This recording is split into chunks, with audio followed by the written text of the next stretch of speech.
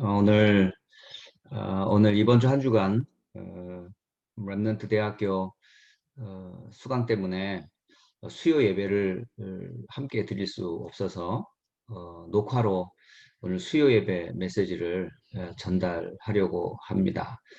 그래서 주신 말씀들 다시 한번 확인을 하면서 한 주간 또 주신 은혜를 누리시기를 주의 이름으로 축복합니다. 잠시 기도하고 하나님의 말씀 잠깐 보겠습니다. 살아계신 하나님 아버지, 그리스도 안에서 영원한 죄와 사망, 지옥으로부터 우리를 구원하여 주시고 성령으로 우리와 함께 하시고 인도하셔서 하나님의 나라와 세계복음화의 언약 가운데 부르신 것 감사합니다. 개인과 가정, 또 우리 후대와 교회가 휴스턴과 미국, 전 세계를 복음화하는 일에 증인되어지도록 주의 성령으로 또 말씀으로 우리를 인도해 주옵소서. 말씀을 받는 모든 휴스턴 안디옥교회 성도들과 렘넌트들, 가정과 현장에 하나님의 은혜가 임하게 하옵소서. 살아계신 주 예수 그리스도의 이름으로 축복하며 기도드립니다. 아멘. 자, 다 함께 하나님의 말씀 우리 창세기 2장에서 보도록 하겠습니다. 구약 첫 성경 창세기 2장 말씀 잠깐 보겠습니다. 자, 보시면 20절에서부터 우리 25절까지 말씀 봅니다. 창세기 2장 20절에서 25절까지 제가 말씀 보도록 하겠습니다. 아담이 모든 가축과 공중의 새와 들의 모든 짐승에게 이름을 주니라. 아담이 돕는 배필이 없으므로 여호와 하나님이 아담을 깊이 잠들게 하시니 잠들매 그가 그 갈빗대 하나를 취하고 살로 대신 채우시고 여호와 하나님이 아담에게서 취하신 그 갈빗대로 여자를 만드시고 그를 아담에게로 이끌어 오시니 아담이 이르되 이는 내 뼈 중에 뼈요 살 중의 살이라. 이것을 아담에게서 취하였은즉 여자라 부르리라 하니라. 이러므로 남자가 부모를 떠나 그의 아내와 합하여 둘이 한 몸을 이룰지로다. 아담과 그의 아내 두 사람이 벌거 벗었으나 부끄러워하지 아니하니라. 아멘. 저는 불신자 배경에서 태어났고요. 그리고 하나님 없는 학업과 세상 가운데서 자랐습니다. 그러다 보니까 온전한 가정에 대한 모델, 근거를 사실은 사람에게서 알았어요. 근데 그 부모에 대한 또 가정에 대한 또 자녀에 대한 이 세상 문화 속에서 이 가정에 대한 모델을 찾는데 그 어떤 곳에서도 이 가정에 대한 모델이 없습니다. 그야말로 부모님들의 다툼, 또 자녀들의 고통, 또 이웃 간의 어떤 여러 가지 불화와 문제가 끊임없었기 때문에 저는 이 가정에 대한 이 메시지를 할 때 사실은 모델적인 어떤 가정을 찾을 수가 없었어요. 네, 그런데 하나님을 믿기 시작하면서부터 또 복음을 알고 나서부터 성경에서 사실은 가정의 모델이 있더라고요. 그러니까 가정을 누가 지으셨느냐면 사실은 하나님이 가정을 창조하셨어요. 그러니까 만물을 말씀으로 창조하신 하나님이 하늘에 있는 것과 땅에 있는 모든 것을 지으신 그 하나님께서 사람을 또 남과 여를 지으시고 가정을 만드시고 후대와 미래에 대한 완벽한 계획들을 미리 이 말씀해 주셨더라고요. 그런데 우리는 이 창세기 3장이라고 하는 배경도 몰랐지만 또 사단의 교묘한 속임에 빠진 그 사실을 전혀 몰랐기 때문에 눈에 보이는 육신의 부모 또 세상의 학문과 그런 이론들에 의해서 우리는 가정을 그렇게 그렸었어요. 그런데 우리가 지금 이대로의 모습을 가지고 사실은 모델을 찾을 수는 없기 때문에 먼저 이런저런 문제 많은 가정을 사실은 우리가 얘기하기 전에 성경에서 말하는 가정, 또 하나님이 원하시는 가정, 또 그리고 초대교회와 이 복음받은 가정들의 모델이 어디에 있는지 이 모델을 폼을 먼저 알아야 지금 내가 어떻게 가고 있는지 길을 찾을 수 있을 거라 저는 확인을 합니다. 그래서 오늘 수요 예배 메시지를 통해서 행복한 가정의 모델을 오늘 성경에서 잠시 찾아보려고 합니다. 서론을 잠깐 말씀드리면 오늘날 우리 민주 사회의 가장 기본적인 단위를 보통 개인이라고 생각을 해요. 하지만 그 개인의 생활은 일상생활의 근거지인 가정을 빼놓고서는 사실은 개인이 있을 수가 없죠. 그래서 가정을 사회의 기본 단위로 사실은 보고 있지요. 그래서 가정의 가장 중요한 핵심이 누구냐? 부부입니다. 부부. 그리고 이 부부의 사랑과 그 모습 속에서 사실은 하나님의 모습을 서로 볼 수가 있는 거예요. 그래서 가정을 세우신 이유 또 목적 그 방법을 오늘 성경에서 오늘 확인을 해보려고 합니다. 그러니까 첫째, 성경에 이 부부는 한 몸 된 사귐체다 이렇게 성경은 말하고 있어요. 잘 아시는 창세기 1장 27절에 보면 이렇게 기록하고 있죠. 하나님이라고 돼 있어요. 하나님이 자기 형상, 곧 하나님의 형상대로 사람을 창조하시되. 그러니까 창조주 하나님이 사람을 만드시고 특히 남자와 여자를 창조하셨다. 이렇게 기록하고 있습니다. 그러니까 남자의 창조주가 하나님이요. 여자의 창조주가 하나님이십니다. 그럼 왜 하나님이 남자와 여자를 창조하셨을까요? 여기에 창세기 2장 22절로 24절에 그 가정을 이루시려고 하는 하나님의 계획이 있었음을 알려주고 계세요. 그래서 모든 만물을 말씀으로 창조하시고 창조된 모든 것을 누구에게 맡기셨냐면 하나님의 형상을 따라 지음받은 아담과 하와에게 사실은 맡기신 거예요. 그런데 아담만 지으시고 하와를 짓지 않으셨어요. 모든 만물은 짝이 있단 말이죠. 남자, 그러니까 암컷과 수컷이 있는데 심지어 나무조차도 나무가 있고 나무가 있잖아요. 그래야 사실은 짝짓기를 하고 해서 열매를 맺어 또 다른 후손이 나무로나 뭐 동물로나 마찬가지인 것처럼. 그런데 성경에는 사람을 지으신 목적이 이 남과 여를 지으신 건데 그 근거를 성경에서는 창세기 2장 22절로 24절에 기록하고 있어요. 그러니까 여호와 하나님께서 뭐라고 되냐면 아담에게서 취하신 그 갈빗대로 여자를 만드셨다. 이렇게 기록되어 있습니다. 또 그를 아담에게로 이끌어 오시니 아담이 보고 뭐라고 그랬느냐? 이는 내 뼈 중에 뼈요 살 중에 살이라. 이것을 남자에게서 취하셨은즉 여자라 칭하리라. 그러니까 사실은 여자의 사실은 출현이 어디서 시작됐냐? 남자에게서 시작됐어요. 그러니까 남자로부터 나타난 존재가 누구냐? 여자입니다. 그러니까 사실은 남자의 한 부분이죠. 그러면 이 여자 역시 남자애로부터 나왔기 때문에 남자와 함께 한 몸이 될 때 그게 원래의 사실은 부부의 모습으로 성경은 기록하고 있어요. 이러므로 남자가 부모를 떠나 그 아내와 연합하여 둘이 한 몸을 이룰지니로다. 이렇게 기록합니다. 그러니까 사실은 부부는 따로따로 사는 게 아니고 한 몸이라고 성경은 기록을 해주고 계시지요. 그런데 이 근거를 예수님이 성경에서 다시 한번 확인시켜 주세요. 이 마태복음 19장을 보시면 거기에 이제 바리새인들이 이제 남자와 여자, 다시 부부의 관계에 대한 부분들을 시험 삼아 질문을 합니다.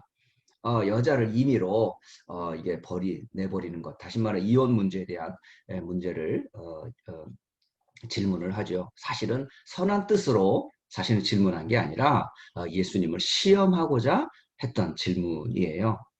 그럴 때 예수님께서 오늘 이 성경, 바로 창세기 2장의 이 말씀, 하나님이 창조한 이 남과 여는 사실은 뗄 수가 없다라고 기록을 해요. 그런데 너희의 악함을 하나님이 보시고 이제 모세를 통해서 이제 이혼 증서를 주고 이제 헤어지라고 되어 있는 얘기인데, 사실 성경에 하나님과 또 예수님 또 성령에 기록된 성경의 성삼위 하나님은 원래 인간이 나누도록 지어지질 않았어요. 원래 한 몸이에요. 남자에게서 나온 여자, 또 여자는 남자로부터 나왔기 때문에 하나가 된 존재인데, 이 사실을 세상은 가르쳐 주지를 않지요. 심지어 이 전도자 바울이 이 가정을 얘기할 때 남자와 여자를 뭘로 비유하냐면 그리스도와 교회로 표현을 해요. 그리고 이것을 비밀이라고 말합니다. 그러니까 에베소서 5장 22절로 33절에 보게 되면 이 남과 여의 결합인 결혼, 남자와 여자의 관계를 비밀로 설명합니다. 그리고 남자를 그리스도로, 그리고 여자를 교회로. 그러니까 그리스도와 교회와의 관계는 비밀이라는 거예요. 부부 관계는 그야말로 비밀인 거죠, 비밀. 그러므로 이 바울이 뭐라고 표현하냐면 에베소서 5장 32절에 이 비밀이 크도다. 내가 그리스도와 교회에 대하여 말하노라. 그러면서 33절에 그러나 너희도 각각 자기의 아내 사랑하기를 자기같이 하고 아내도 그 남편을 경외하라. 이렇게 기록을 하고 있습니다. 그러니까 성경에서의 부부, 그러니까 하나님이 창조한 남과 여, 그리고 예수님이 그것을 서포트, 지지해주는 근거가 이 근거로 가정을 설명하고 있고, 심지어 복음받은 전도자와 초대교회는 이 가정을 사실은 그리스도와 교회와의 관계로 하나로 설명을 해요. 그 내용의 깊이와 풍성함은 사실은 계속 가정을 통해서 우리가 나눠야 될 내용이겠죠. 오늘 하지만 이 가정의 모델의 첫 시작은 하나님이고, 또 하나님의 형상대로 지음받은 남과 여의 관계를 설명하고 이것은 한 몸이라고 설명을 해요. 그러므로 이 부부와의 관계는 나뉘는 관계가 아니고 함께 해야 될 존재. 그때 이제 완전한 존재가 되어지는 거죠. 그 속에서 누가 태어납니까? 자녀가 태어나는 거예요. 그러니까 하나님이 남과 여의 만남을 통해 하나 되게 하시고 그 안에서 생육하고 번성하고 땅을 정복하고 다스리라 이렇게 기록을 해주고 있어요. 그 후대가 바로 그 부모의 언약을 전달받고 또 땅을 정복하고 다스릴 사실은 후대라고 성경은 얘기하고 있죠. 그래서 자녀의 관계에 대한 설명도 합니다. 그러니까 부부에 대한 얘기도 하지만 사실은 그 부모 사이에서 태어난 이제 자녀와의 관계를 구약 성경에 이미 말씀을 해주고 계세요. 그래서 출애굽기 20장 12절에 모세가 시내 산에서 하나님으로부터 이제 말씀을 받죠. 그걸 우리는 이제 십계명이다라고 말씀을 하는데, 그 십계명 중에 사실은 5계명이 바로 뭐야? 부모를 공경하라 이렇게 기록을 하고 있어요. 그러니까 부모를 공경하라는 말은 결국 뭐야? 자녀에게 해당되는 말씀이잖아요. 자녀가 부모를 알고 부모를 공경하라 이렇게 되어 있습니다. 그러면서 20장 12절에 내 부모를 공경하라. 그리하면 너의 하나님 나 여호와가 네게 준 땅에서 네 생명이 길리라. 이렇게 말씀합니다. 그러니까 부모를 공경하는 것은 곧 하나님을 공경하는 것이고, 하나님이 그 생명의 주인이심을 고백하는 내용이에요. 그러므로 자녀는 마땅히 부모가 어떤 분인지를 알아요. 내 생명의 근원이 부모예요, 사실. 그래서 저는 우리 자녀들, 특히 이제 교회 안에서나 신앙생활하는 분들에게 꼭 가르치는 게 있어요. 그게 뭐냐면 누구나 다 생일이 있잖아, 생일. 자기가 태어난 날이 있고 그것을 매년마다 축하하고 기념하는 날들이 생일이지 않습니까? 그때마다 저는 제 자녀를 두고 기도할 때마다 그런 기도를 해요. 자녀들에게 먼저 네가 태어난 너 자신의 생일을 기뻐하기 전에, 또 너를 낳아준 부모이기 전에 너의 창조자가 누군지를 가르쳐줘요. 그래서 하나님이 너의 창조주이심을, 그 날이 바로 생일인 거예요. 그리고 그 아이는 그냥 태어난 것이 아니라 부모를 통해서 태어난 거예요. 그러므로 너의 생명의 통로가 누구냐? 부모예요, 부모. 그러므로 부모에게 너의 생명을 낳게 해준 부모에 대한 감사하고, 그리고 너 자신이 어떤 동물이나 어떤 그런 존재로 지어지지 않고 하나님의 형상대로 그리스도 안에서 거듭난 하나님 자녀된 것에 대한 감사해라. 그래서 세 가지를 제가 가르치죠. 하나님께 감사하고, 너를 낳게 해주신 부모님께 감사하고, 그리고 너가 그리스도 예수 안에서 구원받은 자녀요. 또 이 시대 세계복음화라고 하는 언약을 전달할 렘넌트로 부름받은 사실에 대한 감사한 그날이 바로 뭐다? 생일이다. 이렇게 저는 가르치고 기도해요. 그리고 이 사실을 역시 아까도 말씀드렸지만 초대교회와 전도자의 대표가 되는 바울이 에베소 6장 1절로 4절에도 부모를 공경해라 이렇게 기록을 에베소 6장 1절로 4절은 기록해 주고 있습니다. 그리고 그 아이가 어떻게 성장할지에 대한 모델을 예수님을 비유를 들어서 설명을 해줘요. 그래서 누가복음 2장 40절과 또 2장 52절에 예수님께서 어떻게 어린 시절을 성장을 했는지 그 성장 과정을 간략하게 두 줄로 요약을 해주고 계신데, 먼저 누가복음 2장 40절에는 여기서 말하는 아기는 예수님을 설명을 하는 거예요. 이 예수님께서 자라가며 강하여지고, 이게 어떻게 보면 육체적인 어떤 이제 건강을 상태를 얘기하는 거고요. 그러면 지혜가 풍족했다라고 기록을 하죠. 단순히 인간은 육체적인 존재이면서 뭐죠? 지적인 존재요. 지혜로 뭐했다? 충족해졌고, 더 나아가서 세 번째, 하나님의 은혜가 그 위에 임하였더라. 그러니까 하나님을 알고, 또 그러니까 보면 여기 지적인 존재이면서 육신적인 존재라고 성경은 예수님을 그렇게 성장하셨다라고 가리켜요. 그리고 또 한편으로는 누가복음 2장 52절에는 예수께서는 어떻게 해요?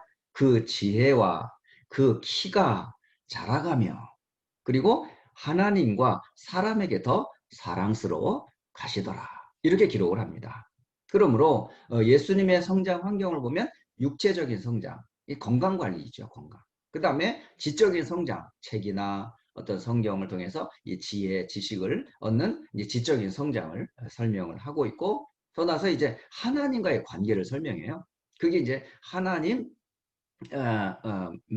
과 사람 앞에서, 그러니까 하나님과 신앙적 관계 성장을 했다는 얘기를 들 수 있고, 더 나아가서는 이제 사람에게 더 사랑스러워 갔더라.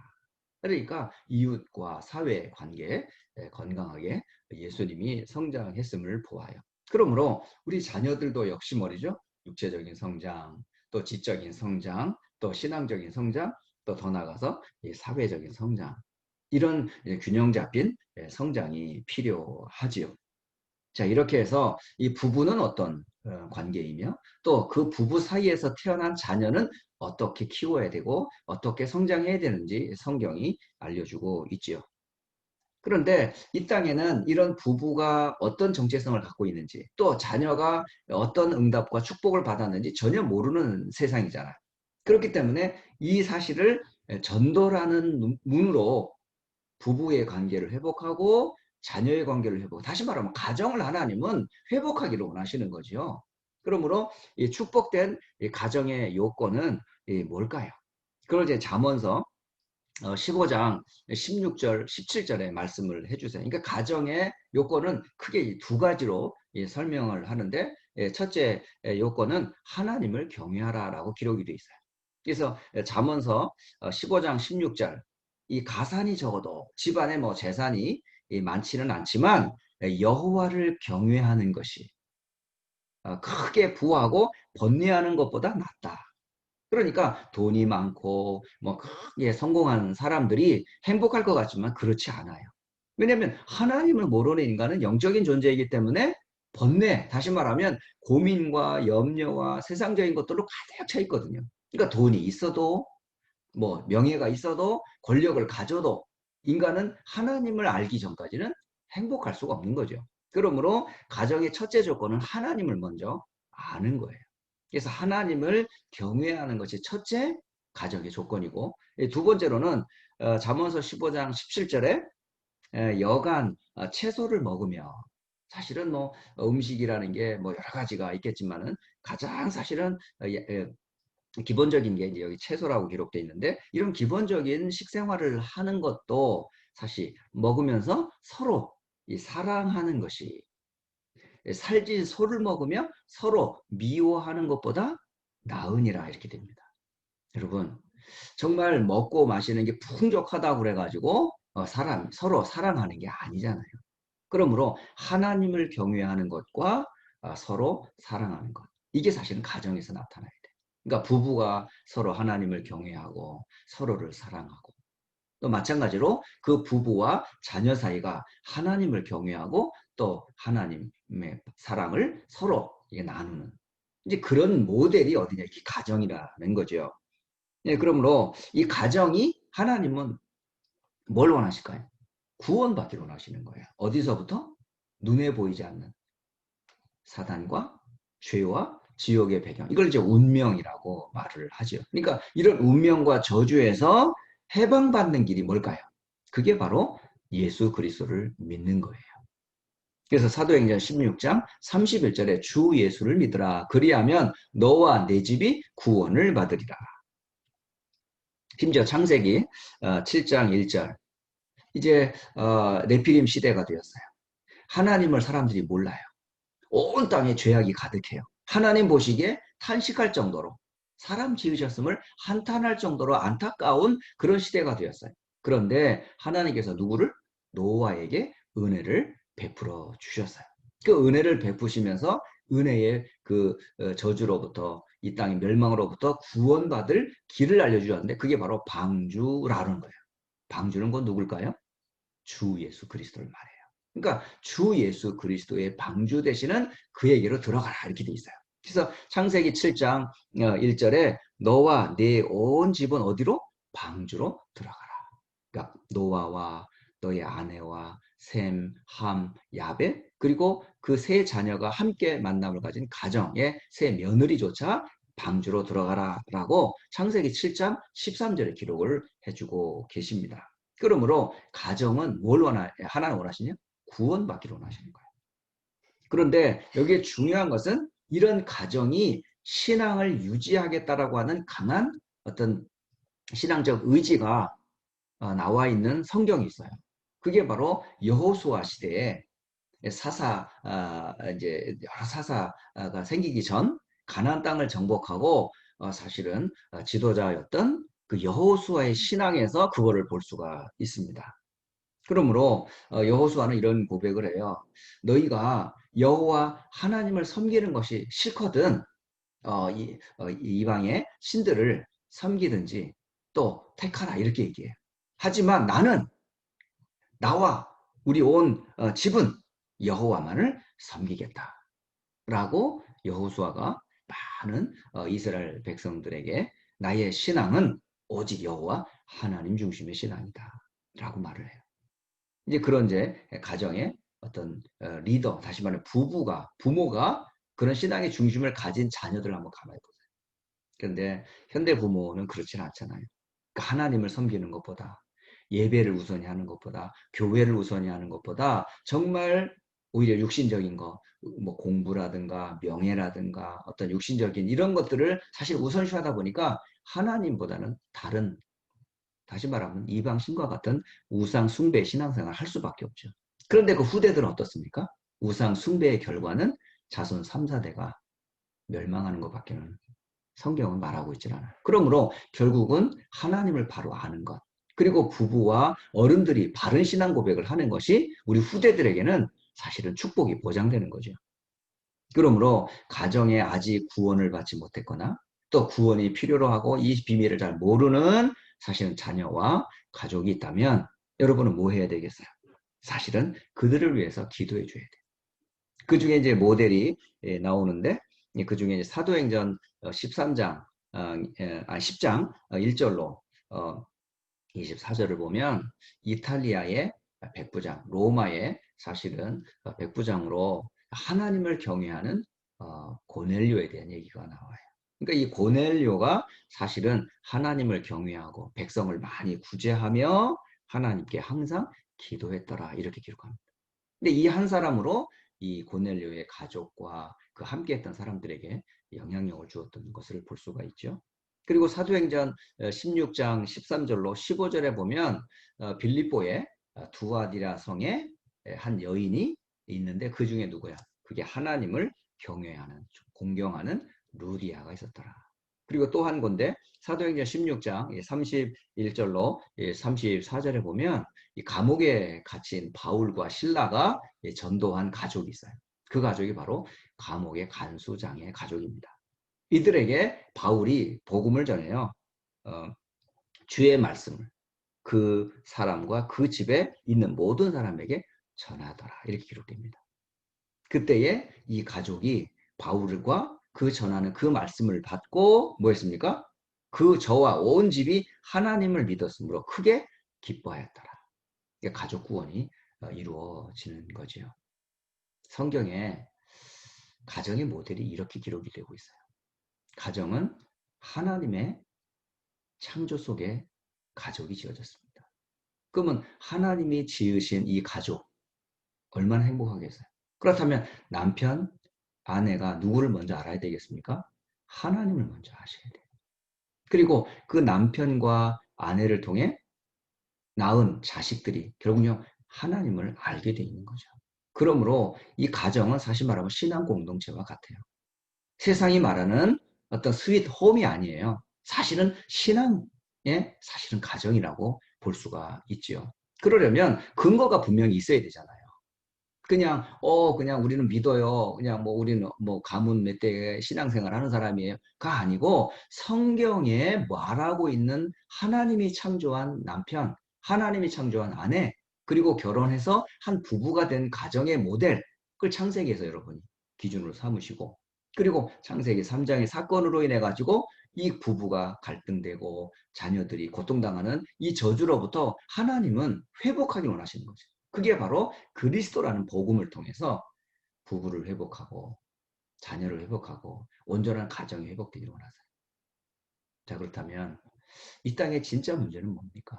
사실 가정 문제예요.